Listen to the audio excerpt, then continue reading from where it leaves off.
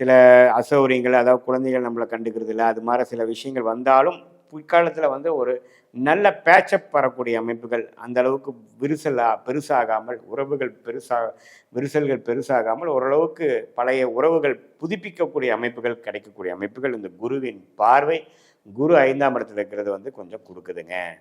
So இது எல்லாமே ஓரளவுக்கு நல்ல ஒரு பொது பலனாக கும்பராசிக்காரர்களுக்கு 2026 பார்த்தீங்கன்னா, விரயசனியில போறவங்களுக்கு பிப்ரவரி மாதம் நல்ல அமைப்பு குடுக்குதுங்க.